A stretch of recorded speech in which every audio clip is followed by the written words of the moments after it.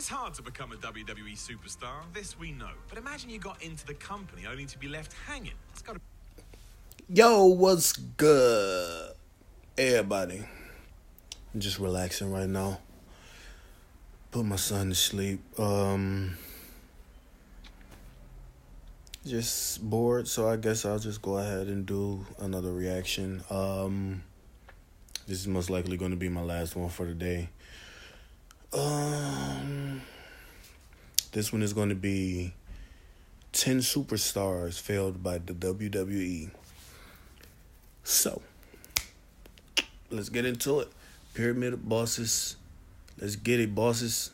Superstars failed by the WWE system. Number 10, Derek Bateman. At one point in the past, Derek Bateman was in FCW, teaming successfully with Johnny Curtis. The real treat here is the former would go on to become Ethan Carter III, and the latter is Fandango. Yeah. Bateman had a couple of runs with NXT before it was an actual brand, which was never going to help because of how bizarre that concept was. But he was able to stand out here to some degree with his mic skills and how he held himself. Seemed like something was there. When NXT did actually become the NXT we know today, though, Bateman's stock fell, and less than a year later, he'd been released.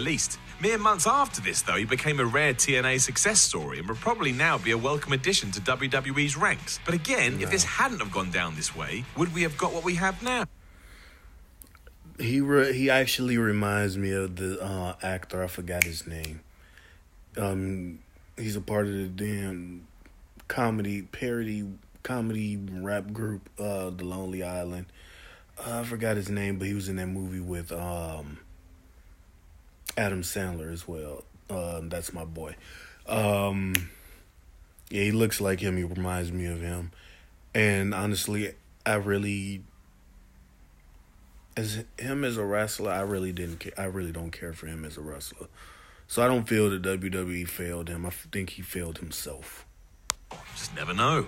Number 9, David Hart Smith. One of several second-generation stars that never seemed to click in WWE. The son of the British Bulldog was probably brought in a little too early, and even he himself knew that. Hart Smith himself requested a move back to developmental for further development, and it was during this run he'd pair with Tyson Kidd and put the building blocks in place for a solid run. Returning to the main roster in mid-2009 to work with Kidd and Natalya as the Hart Dynasty, the trio made a quick impression on ECW, earning them a move to SmackDown and enough steam to challenge DX for the tag titles. Okay, now Tyson Kidd, that was he made him and Natalya made that team. Hart Smith, whatever the fuck his name was, no, hell no, that's a no. He was the weak link in that trio. Just to be honest, in my perspective, he was the weak link. Appearance in the Bret Hart-Vince McMahon match at WrestleMania 26 seemed to position them all for big things, but a worthless tag team title reign midway through the year offered little, and then he was released halfway through 2011. Smith himself has said WWE took away some of his passion, but now he's ripping it up in New Japan, so it all ended well. Number 8, Curtis Axel. Given that Curtis Axel has been with the WWE since 2010, and when you remember who his dad is, I don't think he's necessarily been used to his full potential. Brought in with a bunch of stupid names, the crowd turned on the man quite quickly, and from there it was an uphill battle. He was the runner-up in the second season of NXT and did get a boost thanks to the Nexus angle. But then in 2011, a Randy Orton punt kick brought him off TV and he never gained any sort of momentum back. It was at this stage he was renamed as Curtis Axel and paired with Paul Heyman, but fluke victories over Triple H did zero to establish him, and he's kind of just floundered ever since. Why the hell he wasn't just called Mr. Perfect, I'll never know. Best gimmick ever, that. 6, Caval. Oh, how things change. When Caval, or Loki, who was one of the informed indie standouts during Season 2 of NXT, appeared in the WWE, he should have kicked all the ass. There were the usual roadblocks, sure, but this was a guy with years of experience who could go. All the tools were there. Yeah, however, almost instantly, no one had a clue how to use the World Warrior. Even when he won NXT, the season's other losing rookies decked him, leading to a ludicrous brawl with the other mentors on the show. Caval lost his winner's title shot at November 2010 Survivor Series, and then he was released from the company before the end of the year. Number 5, Brandon Walker. One of the more infamous WWE flops, the former Chris Harris dug his own grave a bit when he turned up with seemingly the complete opposite physique and work rate to what he had prior. With that said, the company still stubbed out what little fire he had left. Skipping developmental upon signing in early 2008, Brandon Walker briefly worked dark matches before getting introduced to ECW via the New Talent Initiative, in which superstars would get launched cold onto the show. As a vehicle for introducing wrestlers to the wider WWE audience, it was a failure in itself, giving people very little reason to care about a wrestler they were seeing. In the case of Walker, it should have been a bit different, as he did have some buzz given he was a former TNA guy. However, WWE shot that down too, feeding Walker an atrociously bad knock-knock line in a woeful introductory segment. The promo was death, and alongside some ordinary in-ring work from Walker, he was on borrowed time. Got released in August 2008, and his stint lasted less than a year. Number 4, Sean Stasiak. Fun fact, I went to the UK WCW shows in 2000 and just shouted meat at Sean Stasiak. I was close enough to the ramp where he heard me before staring back with a sad look on his face.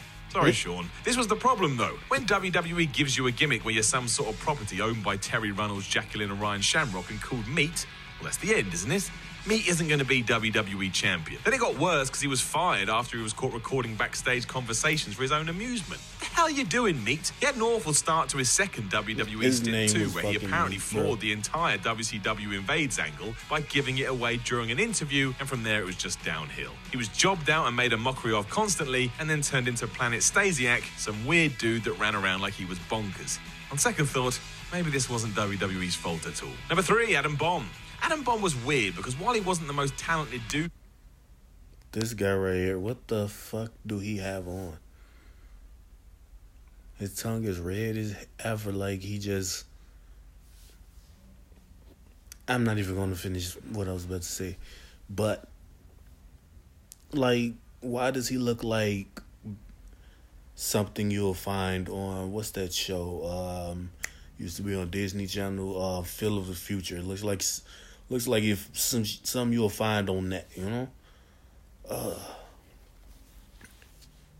Yeah, these... In the world, there was something there. I remember as a kid thinking he was really cool. Debuting in 1993, Bomb was athletic for his size, physically imposing at nearly 7 foot tall, and had a character that was no less cartoonish than the majority of the roster at the time. However, with the exception of dumping heel manager Harvey Whippleman in mid-94, Bomb was rarely given a significant storylines for his character to sink his teeth into. That meant he was expendable, and by 95 he was almost exclusively relegated to scoring pointless wins on weekend shows or laying down for the real stars. The major issue could have been how similar he was to Kevin Nash, who was the champ at the time. But it always did feel like WWE never went all in with him. As a former IC champion with 4 sensational European title reigns and a key role during... They really fucked over D'Lo.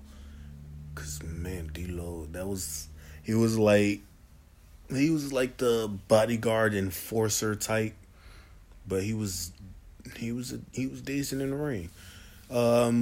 He just needed to work on his breathing while he's, having his matches and shit, because he would get really winded, like not even halfway through the match. In WWE's hottest ever period, it's a testament to D'Lo Brown's talent how he could still be considered a company failure. But the man who continually shook his head exhibited all the tools to be a very top player in the organization. And though anybody breaking through a crowd, including Steve Austin, The Rock, The Undertaker, Mick Foley and Triple H, seemed impossible, the company were dreadful at protecting his aura for the days where they wouldn't be so talent-rich. Having spent the previous year as the backbone of the Nation of Domination, he had the chest protector, he made the European title feel important, and he had great matches with X-Pac, Val Venus and other mid-carders. In short, D'Lo was on fire heading into 1999. But from here it all went bad. The horrendous incident with Droz affected his confidence no end, as it would, and WWE didn't help given they teamed in with Headbanger Mosh and called them Lowdown. When that predictably failed, D'Lo spent months back in WWE's developmental system before a brief return with Teddy Long in 2002,